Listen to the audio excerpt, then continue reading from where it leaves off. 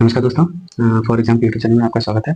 ये जो क्वेश्चन है ये रेलवे और एसएससी में पूछे गए क्वेश्चनों को प्रीवियस ईयर क्वेश्चन को इंपॉर्टेंट क्वेश्चन को लिया गया, प्रीवियस ईयर के इंपॉर्टेंट क्वेश्चन को लिया गया, जैसे आप ये देख रहे हैं। ठीक है, ये सब नोट्स टाइप क्वेश्चन है, कुछ इंपॉर्टेंट क्वेश्चन है और इंपॉर्टेंट क्वेश्चन के साथ साथ जो उनके नोट्स दिए गए हैं, आप देख रहे हैं जो उनके नोट्स दिए गए हैं, उनके पॉइंट दिए गए हैं, ये बहुत ही इंपॉर्टेंट है आपके आने वाले एग्जाम के लिए, उससे रिलेटेड ही पॉइंट इसमें दिए गए हैं। तो क्वेश्चन को शुरू करते हैं।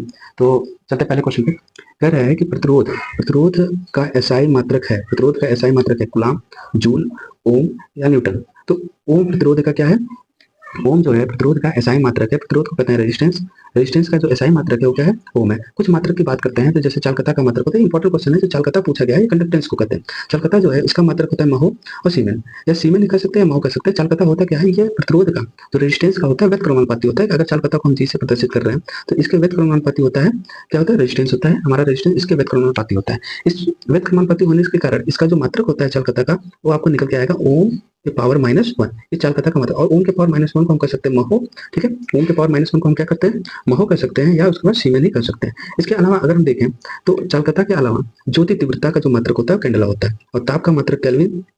दो संपूरक मात्रक दिए गए हैं। तो संपूरक, ये दो संपूरक, समतल कोण और ठोसी कोण के जो मात्रक है, समतल कोण का मात्रक होता है रेडियन और ठोसी कोण का मात्रक होता है स्टेरेडियन। ये दोनों संपूरक मात्रक है, ध्यान रखिएगा, कभी कभी संपूरक मात्रक के बारे में भी क्वेश्चन पूछ देता है। तो इसके अलावा अगर हम बात करें कि ओम के नियम को देखें तो ओम का नियम क्या कहता है कि चालक में, तो चालक में जो प्रतिरोध होता है, चालक में प्रवाहित होने वाली जो धारा होती है, ठीक, पॉइंट को ध्यान रखिएगा, चालक में प्रवाहित होने वाली जो धारा होती है, धारा के सिरों के बीच विभवांतर के समानुपाती होता है। जो चालक में प्रवाहित होने वाली धारा होती है वह विभवांतर सिरों के, चालक के सिरों के बीच विभवांतर के क्या होता है? समानुपाती होता है। इसका मतलब ये होगा कि जो धारा होती है वो विभवांतर की क्या होती है? समानुपाती होती है। धारा किसके समानुपाती होती है? विभवांतर के समानुपाती होती है, जिसको हम लिखते हैं वी समानुपाते आई। ठीक है, ये ओम के नियम में भी कभी कभी इस क्वेश्चन को पूछा जाता है। इसके अलावा अगर v अपन आई को क्या करते हैं, अगर समानुपाती का हम साइन हटाते हैं तो हम कर लिख सकते हैं कि v बराबर r इंटू आई। वी बराबर क्या होता है? r इंटू आई। r है क्या? यही प्रतिरोध है जो ओम के नियम को प्रभावित करता है। ठीक है, अगर प्रतिरोध की बात करें, इसके अलावा अगर हम प्रतिरोध की बात करें तो प्रतिरोध में हम देखते हैं कि प्रतिरोध की बात करें तो प्रतिरोध का जो मात्रक होता है, रेजिस्टेंस का जो मात्रक होता है, ये क्या होता है? ओम होता है। रेजिस्टेंस का मात्रक क्या होता है? ओम होता है। जैसे कि आप क्वेश्चन देखें, कुछ इंपॉर्टेंट पॉइंट्स यहाँ से निकल के आती है। प्रतिरोध के मात्रक ओम से कुछ इंपॉर्टेंट पॉइंट निकल के आती है कि प्रतिरोध किसी चालक के अनुप्रस्थ काट के क्षेत्रफल के व्यतक्रमानुपाती होता है। किसके व्यतक्रमानुपाती होता है? क्षेत्रफल के। क्षेत्रफल का मतलब ए के व्यतक्रमानुपाती होता है। कौन होता है? प्रतिरोध। और प्रतिरोध का मतलब होता है, कहने का मतलब क्या है, आर का, आर व्यतक्रमानुपाती ए। अगर क्षेत्रफल का मतलब ये है कि क्षेत्रफल अगर बढ़ेगा किसी भी तार का या किसी भी चालक का, क्षेत्रफल अगर बढ़ता है तो प्रतिरोध उसमें क्या होगा? प्रतिरोध में कमी आएगी। और चालक का अगर क्षेत्रफल घटता है तो प्रतिरोध में क्या आएगी? बढ़ोतरी आएगी। अगर चालक प्रतिरोध का किसी चालक में क्षेत्रफल का बढ़ना क्या होगा? अगर तार अगर मोटा है, कोई भी तार अगर मोटा है तो उसमें प्रतिरोध कम लगेगा, उसमें प्रतिरोध कम होगा। अगर तार अगर पतला है, तार क्या है? पतला है, तो उसमें प्रतिरोध क्या होगा? ज्यादा होगा। उसमें क्या होगा? प्रतिरोध ज्यादा होगा। अगर विशिष्ट प्रतिरोध की बात करें तो विशिष्ट प्रतिरोध का मात्रक जो होता है, ये इंपॉर्टेंट है, विशिष्ट प्रतिरोध का मात्रक ओम मीटर होता है। क्या होता है? ओम मीटर। विशिष्ट प्रतिरोध का मात्रक क्या है? ओम मीटर। ये जितना कम चालक उतना अच्छा होता है। जैसे अगर विशिष्ट प्रतिरोध जो होता है, विशिष्ट प्रतिरोध का मतलब ये है कि अगर किसी चालक में, किसी कंडक्टेंस में ये जितना कम रहेगा, विशिष्ट प्रतिरोध, जिसे रेजिस्टिविटी भी कहते हैं, क्या कहते हैं? रेजिस्टिविटी भी कहते हैं। अगर जितना कम रहेगा उतना ही चालक अच्छा होगा। चालक में किसका कम होना? विशिष्ट प्रतिरोध का कम होना या रेजिस्टिविटी का कम होना।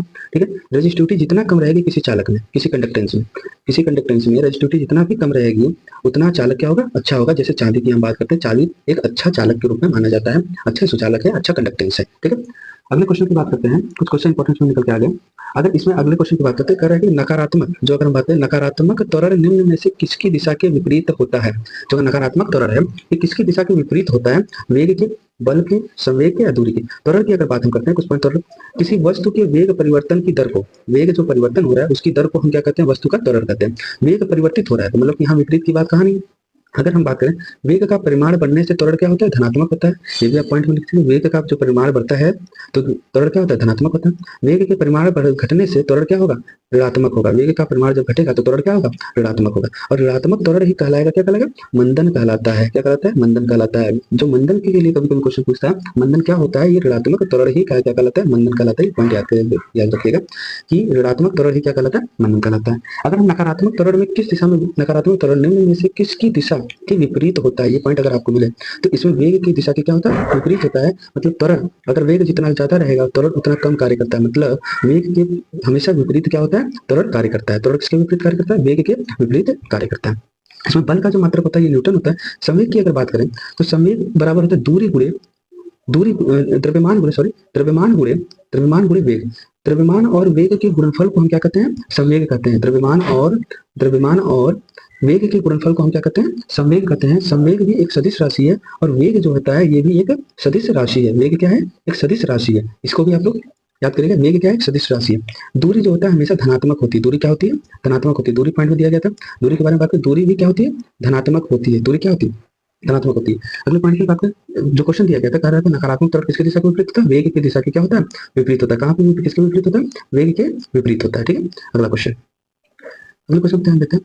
कह रहा है कि संवेग को किसके गुणनफल के रूप में व्यक्त किया जाता है? संवेग को किसके गुणनफल के रूप में व्यक्त किया जाता है? किसके गुणनफल के? अभी हमने पिछले वाले क्वेश्चन पढ़ा है कि संवेग जो होता है वे द्रव्यमान और वेग के गुणनफल के क्या होता है? बराबर होता है। अगर हम बात करें पहला क्वेश्चन, पहला ऑप्शन इसका सही है कि द्रव्यमान और वेग के बराबर होता है। अगर संवेग की बात करें तो संवेग एक कौन सी राशि है? सदिश राशि है। वेग भी क्या होती है? वेग एक सदिश राशि है। वेग भी क्या है? एक सदिश राशि है। ठीक है, वेग का जो मात्रक होता है वो मीटर प्रति सेकंड होता है। वेग का मात्रक क्या होता है? मीटर प्रति सेकंड होता है। संवेग का मात्रक जो होता है, द्रव्यमान के मात्रक होता है किलोग्राम और वेग का मात्रक होता है मीटर प्रति सेकंड। वेग का मात्रक होता है मीटर प्रति सेकंड और द्रव्यमान का मात्रक किलोग्राम। द्रव्यमान का क्या मात्रक होता है? किलोग्राम और वेग का मात्रक होता है मीटर प्रति सेकंड। तो इसके हिसाब से अगर हम मात्रक की बात करें तो संवेग का जो मात्रक निकल के आता है वो किलोग्राम। ठीक है, किलोग्राम मीटर प्रति सेकंड। ठीक है, संवेग का क्या मतलब होता है? किलोग्राम मीटर प्रति सेकंड। संवेग से एक क्वेश्चन आता है, ये क्वेश्चन है जो पॉइंट हम बताने जा रहे हैं। क्वेश्चन है कि ये पॉइंट है कि रॉकेट के ऊपर जाने वाला, रॉकेट का ऊपर जाना या रॉकेट का प्रणोदन जो होता है या प्रक्षेपण जो होता है, रॉकेट का प्रक्षेपण प्रणोदन या ऊपर जाना संवेग संरक्षण के नियम पर ही आधारित होता है। किस पे आधारित होता है? संवेग संरक्षण के नियम पर ही आधारित होता है। ठीक है, संवेग संरक्षण का नियम, रॉकेट का ऊपर जाना या रॉकेट का प्रणोदन। अगर कभी ऑप्शन में संवेग संरक्षण का नियम न दिया गया हो तो हम उसको संवेग रॉकेट को या प्रणोदन जो होता है न्यूटन के तृतीय नियम पे आधारित होता है। किस पे आधारित होता है? न्यूटन के तृतीय नियम पे आधारित होता है। ये भी आपको पॉइंट याद रखनी होगी। ठीक, अगले क्वेश्चन पर बात करते हैं। कह रहा है, इंपॉर्टेंट पॉइंट है, हमेशा पेपर में पूछा गया है, ये परिपथ और श्रृंखला वाला क्वेश्चन हमेशा आया हुआ है। जैसे यहाँ श्रेणी की बात कर सकते हैं या समांतर श्रेणी की बात कर सकते हैं। तो क्वेश्चन में क्या दिया गया? क्वेश्चन ये है कि जब एक परिपथ में कई प्रतिरोध श्रृंखला में, ध्यान रखिए श्रृंखला की बात कर रहा है। श्रृंखला का मतलब होता है, श्रृंखला की जगह श्रेणी भी आप कर सकते हैं। जब एक परिपथ श्रेणी में या श्रृंखला में जुड़े होते हैं, श्रृंखला में जुड़ने का मतलब इस तरह का आप लोग कभी क्लास में पढ़े होंगे, इस तरह की संरचना बनी होगी। तो ये श्रेणी क्रम में जुड़ा हुआ है। ये रेजिस्टेंस R1 और R2 की बात कर रहे हैं। R1 दो रेजिस्टेंस जोड़े गए हैं जो R1 और R2 है। श्रेणी और श्रृंखला में जुड़े हुए हैं तो धारा का मान बताइए। धारा का मान क्या होगा? कम होगा या एक ही रहेगा, बढ़ता है या आधा हो जाता है? ऑप्शन में देखिए कुछ इसमें पॉइंट को देखने के बाद ऑप्शन करते हैं। पॉइंट क्या है हमारे पास? पॉइंट है जब प्रतिरोध श्रेणी, देखिए जब प्रतिरोध श्रेणी क्रम में या श्रृंखला में रहते हैं तो धारा क्या होती है? समान होती है। श्रेणी क्रम में, इस श्रेणी क्रम में जोड़ने पर धारा क्या होती है? समान होती है तथा विभवांतर भिन्न भिन्न होते हैं। विभवांतर क्या होते हैं? भिन्न भिन्न होते हैं। उसी इस पॉइंट को अगर हम देखें तो समांतर क्रम में अगर प्रतिरोध को जोड़ने पर, ठीक है, प्रतिरोध को किस क्रम में जोड़ा जा रहा है? समांतर क्रम में, तो वहां पे विभवांतर समान होगा। विभवांतर समान होगा। समांतर क्रम में जोड़ने का मतलब कि जो होता है इस तरह की संरचना समांतर क्रम में प्रतिरोध को जोड़ा जाता है। इस तरह की संरचना जिसमें R1 और R2, जिसमें I जो होता है, धारा जो होती है वो बढ़ जाती है भागों में, कई भागों में धारा, जितने हमारे प्रतिरोध समांतर क्रम में जुड़े होते हैं उसमें धाराएं क्या होती है? बढ़ जाती है। इसलिए विभवांतर उसमें समान होता है। तो अगर हम कहें कि जब प्रतिरोध को देखा जाए श्रेणी या श्रृंखला क्रम में जोड़ते हैं तो धारा क्या होती है? समान होती है। तो क्वेश्चन हमारे पास क्या पूछा था? क्वेश्चन पूछा था कि जब परिपथ में कई प्रतिरोध श्रृंखला में जुड़े हुए होते हैं तो धारा का मान क्या होता है? तो उस समय धारा का मान जो होता है एक ही रहता है या समान रहता है। और विभवांतर क्या होता है? विभवांतर क्या होता है? चेंज होता रहता है, बदलता रहता है। विभवांतर का मान बदलता रहता है। श्रेणी क्रम की बात कर रहे हैं। और उसी जगह समांतर क्रम की अगर हम बात करें, समांतर क्रम में इसमें विभवांतर समान रहता है और धारा क्या होता है? बदलती रहती है। ठीक, पॉइंट को नोट करिएगा, बहुत इंपॉर्टेंट पॉइंट है। अगले क्वेश्चन की बात करें, कह रहा है कि सर्च लाइट का परावर्तक कौन सा? तो सर्च लाइट जो हम लोग घरों में यूज करते हैं, जिस लाइट का प्रयोग करते हैं, ठीक है, सर्च लाइट का परावर्तक कौन सा है? बेलनाकार दर्पण, उत्तल दर्पण, समतल दर्पण या अवतल दर्पण? पॉइंट को देखते हैं कुछ।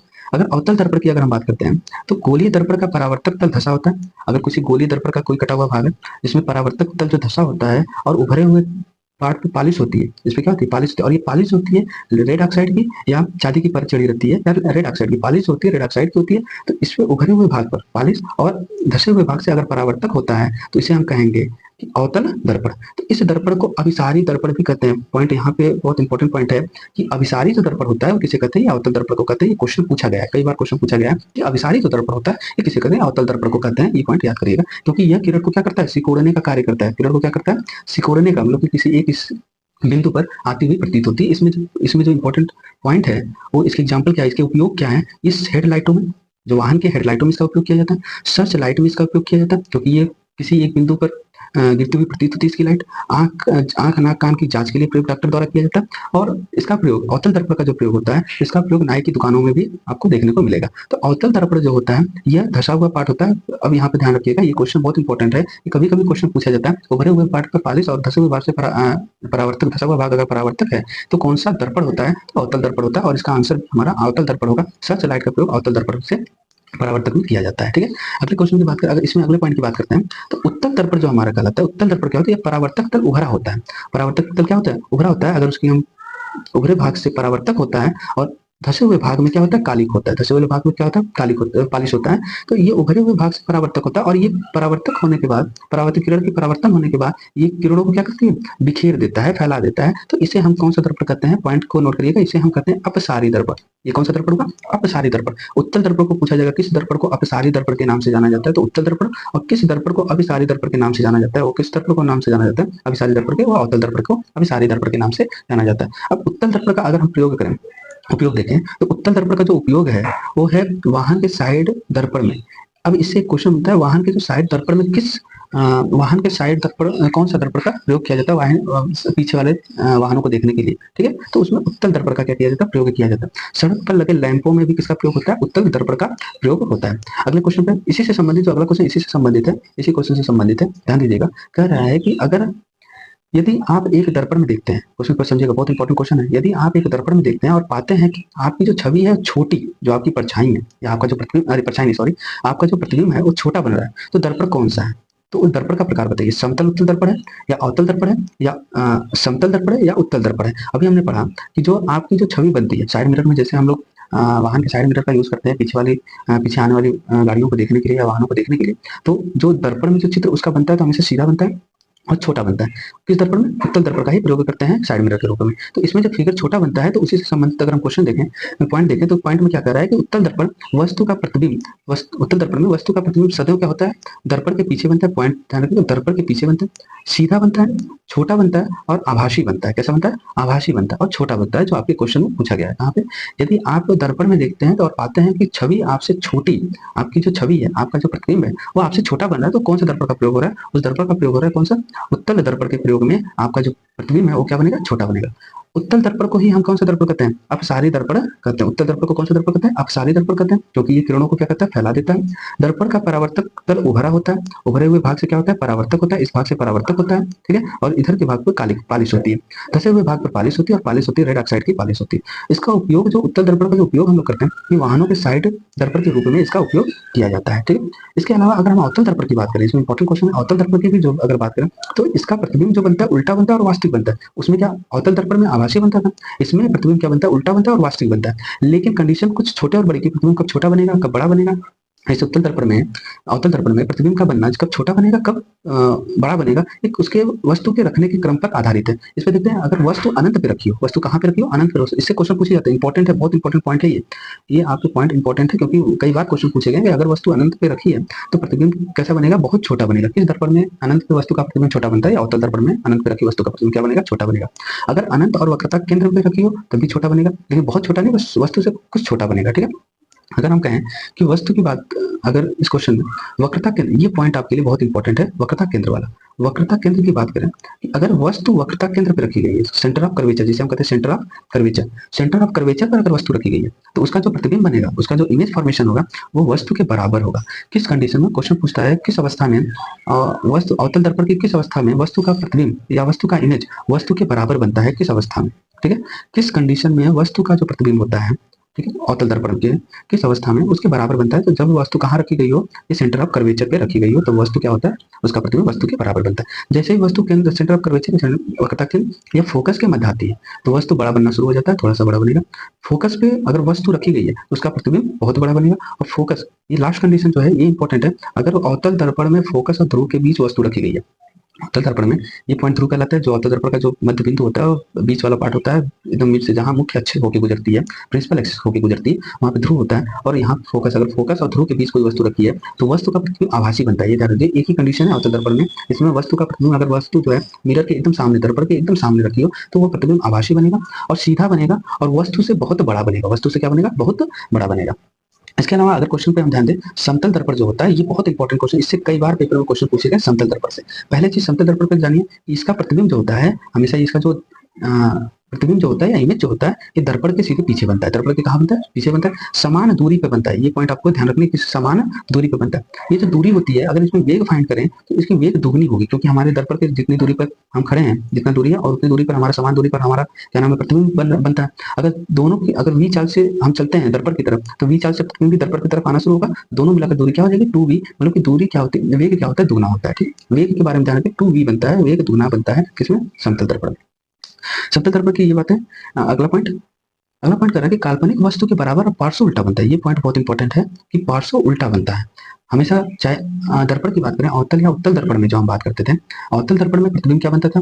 वास्तविक बनता था। उत्तल दर्पण में आभासी बनता है, लेकिन इसमें पार्श्व उल्टा बनता है। ठीक है, और काल्पनिक बनता है, ध्यान रखिए काल्पनिक बनता है और वस्तु के बराबर बनता है। जब हम मिरर में देखते हैं या देखा जाता है तो समतल दर्पण में, तो समतल दर्पण में हमेशा वस्तु क्या होगा, अपना इमेज जो होगा हमेशा बराबर बनेगा। ठीक है, और इसके अलावा अगर हम पॉइंट की बात करें तो दो समांतर दर्पण, ये पॉइंट बहुत इंपॉर्टेंट है, दो समांतर दर्पण के बीच, दो समांतर दर्पण के बीच अनंत प्रतिबिंब बनते हैं। कितने प्रतिबिंब बनते हैं? अनंत। अगर दो समांतर दर्पण रखें और उसके बीच कोई वस्तु रखी गई है तो इस वस्तु का जो प्रतिबिंब बनेगा दर्पणों में, दोनों दर्पण में, तो ये अनंत प्रतिबिंब बनते हुए दिखाई देंगे। ठीक है, दो समांतर दर्पण के बीच जो हमारे पास प्रतिबिंब बनता है वो अनंत बनता है, इनफाइनाइट प्रतिबिंब बनता हुआ दिखाई देगा।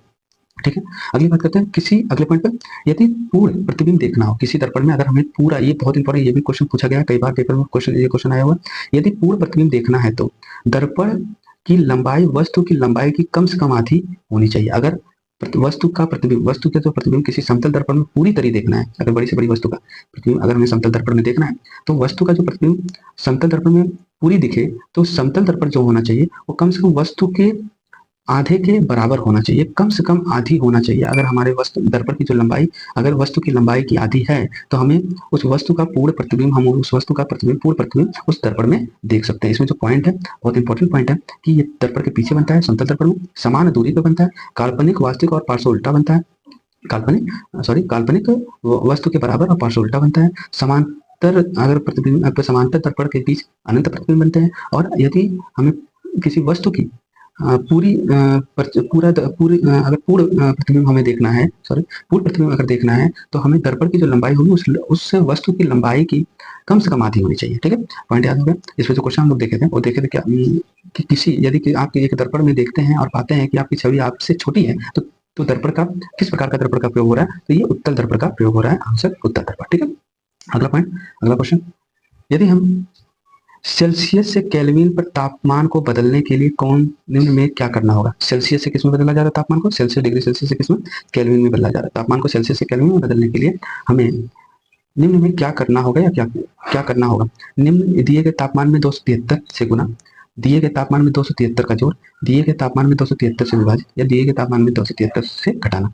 तो कुछ पॉइंट पे अगर हम नजर डालते हैं, कुछ पॉइंट को देखते हैं, तो पॉइंट में कहा गया है कि यदि सेल्सियस के बारे में, सेल्सियस जो होता है जिसका हिमांक पॉइंट होता है 0 डिग्री सेल्सियस और भाप पॉइंट होता है 100 डिग्री सेल्सियस, और यह हिमांक पॉइंट और 100 भाप पॉइंट के बीच, मतलब कि बॉइलिंग पॉइंट के बीच जो 100 बराबर भागों में से बांटा जाता है, जिसका एक भाग कहलाता है 1 डिग्री सेल्सियस, जिसे हम सेल्सियस कहते हैं। उसी तरह केल्विन की अगर हम बात करें तो केल्विन का हिमांक पॉइंट होता है 273, ध्यान दीजिएगा, ये 0 डिग्री सेल्सियस, ये 273 डिग्री सेल्सियस, और इसका जो बॉइलिंग पॉइंट होता है 373 डिग्री सेल्सियस, इसका 100 डिग्री सेल्सियस, कुछ गलत बोलना है, सॉरी। हिमांक पॉइंट का जो हिमांक पॉइंट होता है 273 डिग्री केल्विन और भाप पॉइंट होता है 373 डिग्री केल्विन। ठीक है, इस केल्विन तक 100 बराबर भागों में इसको भी बांटा जाता है, जिसका एक भाग कहलाता है एक केल्विन कहलाता है। ठीक है, अगर हम कहें 100 माइनस 0 डिग्री सेल्सियस अपन उसे सेल्सियस माइनस 0 डिग्री सेल्सियस अपन उसे 100 भागों में बांट रहे हैं, बराबर केल्विन माइनस 273 डिग्री सेल्सियस अपन 100 भागों में से बांट रहे हैं, डिवाइड कर रहे हैं, तो इसको जब सॉल्व करने पर हमारा निकल के आता है केल्विन बराबर C प्लस 273। मतलब सेल्सियस में अगर हम 273 को जोड़ दें, ठीक है, सेल्सियस में कितना को जोड़ा जाए? 273 को जोड़ने पर हमें क्या प्राप्त होगा? केल्विन प्राप्त होगा। यदि हम ऑप्शन नंबर बी, यदि हम तापमान में 273 का जोड़ करें, तापमान में सेल्सियस में 273 अगर हम जोड़ दें, 273 अगर हम जोड़ दें तो किसमें बदल जाता है? वो केल्विन में बदल जाता है। ठीक है, ऑप्शन नंबर दूसरा। ठीक है, ऑप्शन नंबर दूसरा। ठीक, अगले क्वेश्चन की अगर हम बात करें, तो उसमें क्या नाम है कि एक कंडक्टर का प्रतिरोध किसके व्यतिक्रमानुपाती होता है? एक कंडक्टर का जो प्रतिरोध होता है किसके व्यतिक्रमानुपाती होता है? अगर हम पीछे क्वेश्चन पढ़ चुके हैं कि जो चालकता होती है, चालक होता है, उस चालक में जो रेजिस्टेंस होता है यह उसकी मोटाई या पतलेपन पर निर्भर करता है। अगर r बराबर r व्यतक्रमानुपाते ए, ठीक, इसको हमने पढ़ा कि ये क्षेत्रफल की क्या होता है, व्यतक्रमानुपाती होता है। अनुप्रस्थ काट के क्षेत्रफल की क्या होता है, व्यतक्रमानुपाती होता है। जो कंडक्टर होता है या चालक होता है वो अनुप्रस्थ काट के क्षेत्रफल के क्या होता है, व्यतक्रमानुपाती होता है, ठीक। जब अगला क्वेश्चन, निम्न में से कौन सा प्रकृति में कभी अकेले नहीं होता। क्वेश्चन बहुत इंपॉर्टेंट, 2018 में पूछा गया था, रेलवे में आरआरबी में ये क्वेश्चन पूछा गया था, ठीक है, कि क्वेश्चन कौन सा निम्नलिखित में से कौन सा प्रकृति में अकेले नहीं होता है। जड़त्व, बल, संवेग या वेग। अब इसमें क्या होता है, जो बल होता है न्यूटन के नियम के अनुसार यदि बल जो होता है प्रकृति में कभी अकेले नहीं होता। ये बल जो होता है दो निकायों के बीच कार्य करता है। बल क्या होता है, हमेशा दो निकायों के बीच कार्य करता है। जैसे अगर हम गुरुत्वाकर्षण बल की बात करें, ब्रह्मांड में या स्पेस में दो पिंडों के बीच जो लगने वाला जो बल होता है, फोर्स होता है, वो गुरुत्वाकर्षण बल होता है। ये दो निकायों के बीच हमेशा कार्य करता है। जो बल जो होता है प्रकृति में कभी अकेले कार्य नहीं करता। वेग एक सदिश राशि है। वेग क्या है, वेग एक सदिश राशि है। संवेग भी एक सदिश राशि है। वेग का मात्रक मीटर पर सेकंड होता है। वेग का मात्रक क्या होता है, मीटर पर सेकंड होता है। संवेग का मात्रक किलोग्राम मीटर पर सेकंड होता है। बल का मात्रक न्यूटन होता है। जड़त्व क्या होता है, न्यूटन ये प्रथम नियम को प्रभावित करता है। प्रथम नियम को ही जड़त्व कहते हैं। न्यूटन का जो प्रथम नियम है उसी को क्या कहते हैं, मोमेंट ऑफ इनर्शिया कहते हैं। इनर्शिया के रूप में देखा जाता है। अगला क्वेश्चन, लास्ट क्वेश्चन इस वीडियो का, ठीक है। इस क्वेश्चन में क्या कहा गया है कि 1 किलोवाट आवर, ठीक है, 1 किलोवाट आवर बराबर क्या, देखते हैं। 1 किलोवाट आवर और जूल जो किसका मात्रक होता है, ऊर्जा का मात्रक होता है, ठीक। 1 किलोवाट बराबर 1000 वाट और 1 आवर बराबर हम 3600 सेकंड के बारे में बात करें और इन दोनों की अगर मल्टीप्लाई करते हैं तो हमारे पास निकल के आता है 1 किलोवाट बराबर 3.6 इंटू 10 के पावर 6, 3.6 पॉइंट ध्यान दीजिएगा, 3.6 इंटू 10 के पावर 6 जूल। जूल क्या है, किसका मात्रक, ऊर्जा का मात्रक होता है। 1 किलोवाट बराबर कितना होता है, 1 किलोवाट आवर बराबर कितना होता है, 3.6 इंटू 10 के पावर 6 जूल के बराबर होता है। Answer number C, answer number C क्या होता है, सही है, ठीक है। लास्ट क्वेश्चन, ये क्वेश्चन, इतने क्वेश्चन आपके लिए आज महत्वपूर्ण क्वेश्चन है। कुछ पॉइंट बहुत ही इंपॉर्टेंट इस क्वेश्चन में, इस क्वेश्चनों में देखा गया था, ठीक है। तो अगले वीडियो के लिए बात करते हैं।